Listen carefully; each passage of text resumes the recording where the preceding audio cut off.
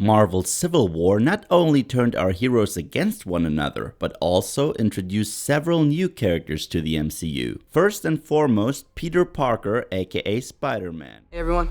Which makes Tom Holland the third big screen version of the web crawler after Tobey Maguire and Andrew Garfield. Big fan. His standalone picture will hit the theaters next summer. The villains he will be up against in the movie will be introduced in this video. You have a metal arm? That is awesome, dude! Both the Sam Raimi and the Mark Webb Spider-Man films introduced the audience to a variety of bad guys. Misery, misery, misery, that's what you've chosen. Homecoming, however, is set to introduce villains who we have never seen on the big screen before. Vulture. The first villain of the movie is the Winged Danger Vulture. Origens. Adrian Toomes was once an electronics engineer and business partner of Gregory Bestman. While the latter handled the finances of the company, Toomes was in charge of the inventions. One day, Toomes developed a harness which would allow him to fly. Full of pride, he meant to tell his partner all about his breakthrough. However, Bestman had already been embezzling funds and Toomes had no legal recourse, meaning he lost his job. Filled with rage towards his corrupt partner, Toomes destroyed the company. As the winged supervillain Vulture, he started to dedicate his life to crime, and thus became one of Spider-Man's main antagonists. Okay, Spider-Man, let's see how you like my cutting-edge technology. Abilities. Due to his harness, Vulture is able to soar through the air. In addition to that, he possesses superhuman strength and a prolonged life thanks to his experiments. He's capable of literally sucking the vitality out of his victims into his own body in order to become younger. Aside from his steel claws, his greatest asset is his intellect. As of now, it is unclear whether Logan Marshall Green or Michael Keaton will portray the Vulture. Both have been confirmed to appear in the film. Fans are hoping for Keaton though, who as we all know looks good in a bird suit.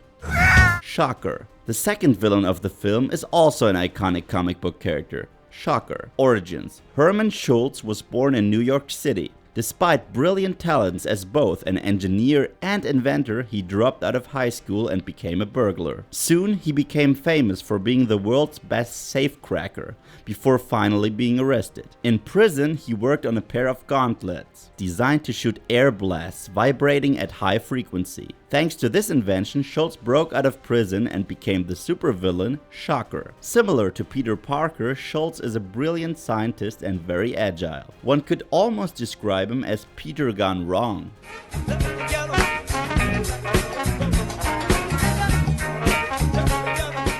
Because he really does not care about great responsibility. But unlike most of Spider-Man's villains, he tends not to kill his enemies, which gives him a moral code. Abilities. Aside from his brain and his inventive spirit, his greatest weapon are his gauntlets.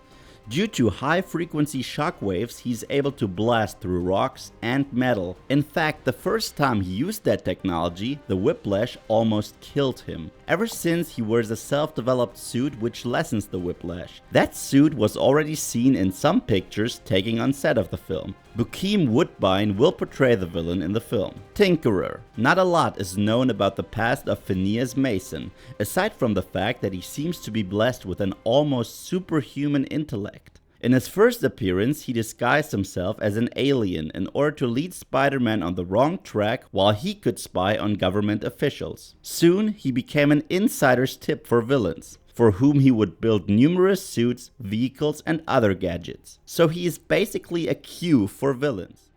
Q. 007. Unlike most Spider-Man villains, Mason does not fight him directly, but rather pulls the strings in the background while arming his enemies. Michael Chernus will play the Tinkerer in the movie. The Sinister Six? Aside from Vulture and Shocker, the film will also introduce a young version of Ned Leeds. Leeds will one day turn into the Hobgoblin, one of Spidey's most iconic villains. Since Vulture and Shocker are both part of the Sinister Six in the comic books, and Homecoming is introducing numerous villains at once, it is possible that we may witness this union of baddies in the future on the big screen. Even the Amazing Spider-Man hinted at this group. During one scene, both the wings of Vulture and the arms of Doc Ock can be seen in the labs of Oscorp. In the comic books, the Sinister Six is a group of 6 Spider-Man villains whose members have changed multiple times throughout the years, who try to take down the hero together. Whether or not we will in fact see the Sinister Six at one point remains to be seen. Holy shit! What do you think of these villains? Let us know in the comment section below. And if you'd like to learn more about Luke Cage or X-Force, then check out these videos.